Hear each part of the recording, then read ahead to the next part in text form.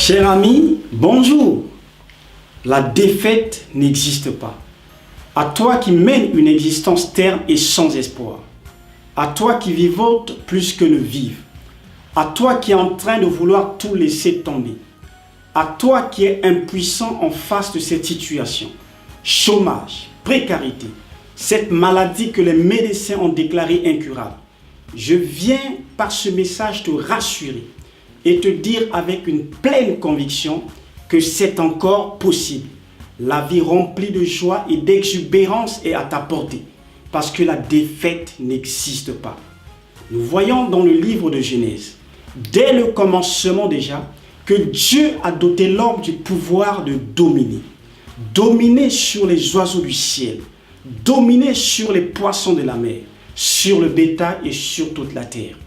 Il est écrit, voici, je vous ai donné le pouvoir de marcher sur le serpent, de marcher sur les scorpions et sur toute la puissance de l'ennemi, et que rien ne pourra vous nuire. Dans le jardin d'Éden, après avoir mangé le fruit au sujet duquel Dieu avait dit à l'homme que le jour où tu en mangeras, tu mourras certainement. Adam et sa femme se cachèrent au milieu des arbres du jardin.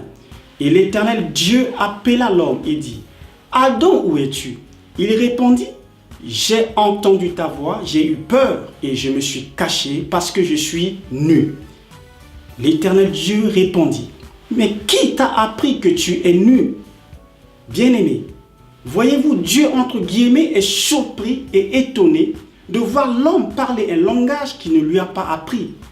Un langage qui le dépouille et qui l'affaiblit. Le langage de la nudité, de l'impossible, de l'échec et de la limitation.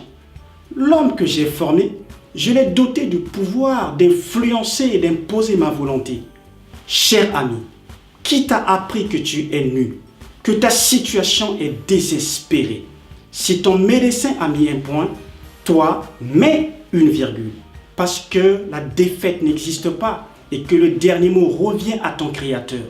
Il est le Dieu des cas impossibles. Qui mieux que Renaud peut réparer Renaud, alors qui mieux que Dieu peut réparer l'homme? Quelqu'un a dit que l'impossible est juste l'un de ces mots lancés à tout bout de champ par des hommes inconsistants qui trouvent plus simple de vivre dans un monde qui leur a été donné que d'explorer les potentiels qu'ils ont de le transformer. L'impossible n'est pas un fait, c'est une opinion.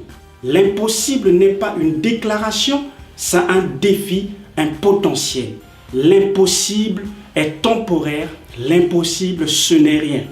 Alors cher ami, ne te regarde pas tel que tu te vois maintenant, parce que ta situation présente, selon toute probabilité, n'est pas une indication de ton futur potentiel. Alors sois encouragé. Et ma prière pour toi, c'est que tu puisses avoir la foi. Une foi qui produit des résultats. La foi comme ferme assurance des choses qu'on espère. Une démonstration de celles qu'on ne voit pas. Même si présentement tu ne vois pas, par la foi, tu peux déjà posséder parce que la foi possède déjà les promesses. Alors, cher ami, ne laisse pas tomber. Tiens ferme et continue à avoir de l'espérance. Vous savez, tout se fait grâce à la foi. Mais malheureusement, certains croient à l'échec. Certains croient à la pénurie, croient aux limitations. C'est aussi de la foi, mais la foi mal comprise. Aie foi dans la réussite, dans l'accomplissement, le bonheur, la santé, la foi dans le succès, la foi dans l'excellence et la créativité. Cher ami, je ne suis pas en train d'ignorer la réalité des difficultés et obstacles auxquels tu fais face. Ces obstacles existent bel et bien. Mais au fait, ils ne sont pas aussi coriaces qu'ils en ont l'air. Le Créateur t'a déjà doté du pouvoir pour surmonter toutes les difficultés de ton existence. Vous savez, la persévérance a un pouvoir muet qui s'accroît immanquablement avec le temps. Persévère et tu réussiras. Jésus-Christ a dit dans Luc chapitre 24 au verset 44, « Il faut que s'accomplisse tout ce qui a été écrit de moi. » Accepter la défaite, la fatalité, c'est ignorer ce qui a été écrit de toi. C'est ignorer les promesses de Dieu pour ta vie. alors sois encouragé et surtout n'abandonne pas parce que la défaite n'existe pas et que l'échec c'est l'abandon. Quelqu'un a dit que si un chat s'assoit sur un poêle chaud, il ne fera plus jamais. Mais le problème est que ce chat ne connaîtra jamais le bonheur qui consiste à s'asseoir sur un poêle froid. À chaque fois qu'il verra un poêle, il se dira que la dernière fois j'ai été brûlé, alors plus jamais ça. Il est écrit que les circonstances du moment présent ne peuvent être comparées à la gloire à venir. Alors, cher ami, ne laisse pas tomber, n'abandonne pas, persévère et tu réussiras parce que la défaite n'existe pas. Que le Seigneur te bénisse et je te dis à très bientôt.